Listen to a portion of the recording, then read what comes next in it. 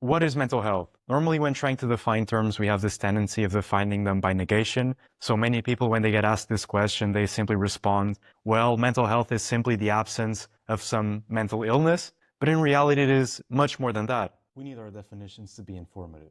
So when it comes to mental health, our definition needs to incorporate a lot of variables. So one key element here is that we have the ability to adapt to our environment and respond to adversities that arise. I'm not stating that mental health is centered around the idea of human beings being productive units, of being economic units, if they are contributing to society or earning a lot of money from working a lot of hours. Yes, people with good mental health tend to be productive, but at the same time, there are a lot of people who work and contribute a lot, but they are still highly depressed and miserable. So mental health for me is best defined when we are at peace with change. Because I think this is a key element in our lives, right? Which is things are constantly changing. We have new challenges and problems we need to solve every day. So that's a constant that within it includes a lot of variance. So a key element here is to sit with life's adversities, allowing yourself to feel a wide range of emotions, not categorizing emotions as good or bad, not trying to suppress them, but being able to navigate the storm. So I think what makes us mentally resilient and as a consequence able to achieve a state of good mental health is our ability to achieve equanimity in the midst of all these changes and challenges. You might be surprised that I did not mention happiness as a necessary condition for mental health, but I just believe that happiness is something that if we try to chase it, we don't really get there. Happiness is also something that comes and goes. It's not something that we can really create a foundation out of. Whereas peace, trying to be at peace with what we are experiencing is something that we can actually take proactive steps to achieve. And it is something that is far more enduring. So that being said, what are some straightforward and highly robust ways of us achieving mental health? So the first part is making sure that we are taking care of our physiological needs. Are we sleeping enough?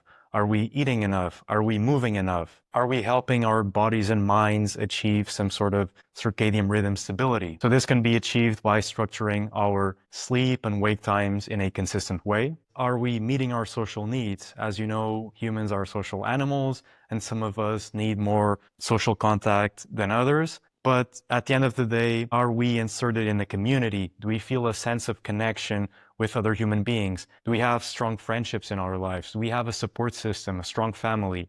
I'm not saying you need to have all of these, but it is important for us to extract a sense of well-being from the social and relational component of our lives. I'm not saying that you need to be afraid of your own shadow, that you always need to be with people, but there is something really powerful psychologically when it comes to sharing an experience with someone else. So trying to find things that you can share with other people and communicate your experiences can be very beneficial. The next one is, do we have a purpose? And with this, I'm not saying that you need to have some teleological purpose or you need to have this grand narrative about what your life is, but simply put, do you like your job?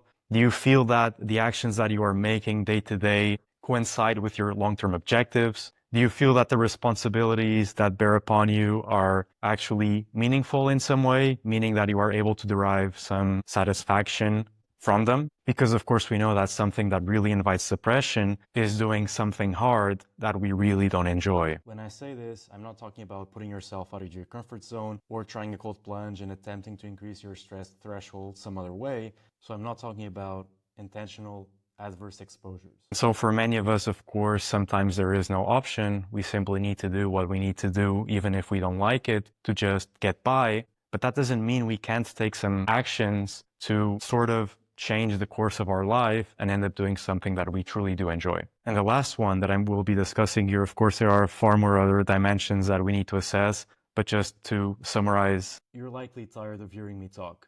What I wanted to mention is that our relationship with time is also something that needs some work. So for many of us, we don't have this sensation of having enough time to do the things we want. There is always this feeling of time scarcity where we are just moving on from task to task. Our life is basically a segment of discrete points in time where the period of time between each point is just a moment where we are anticipating getting to the other point. So if you live that way, you will then realize that your life really does get very, very short because you have an exciting event on Saturday, but today is Monday. And so you just see that period of time between today and Saturday as a filler.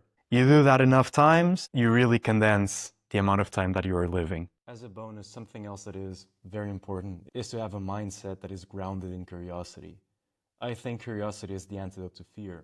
If you are curious, you see the world as exciting, you see things as being open, you're more receptive to new ideas, you're more open to changing the narratives that you tell yourself every day. And if you ask me, it is very easy to be curious. Just look around you. The world we live in is mysterious. So I guess the starting point is for you to start investigating your subjective experience. Ask yourself why you feel a certain way. Try to get really close and clear about what the emotions you are feeling actually feel like, not as a matter of words, but as a matter of raw experience. So I think that these are some important principles or dimensions that all of us should strive and work on in order to improve our mental health.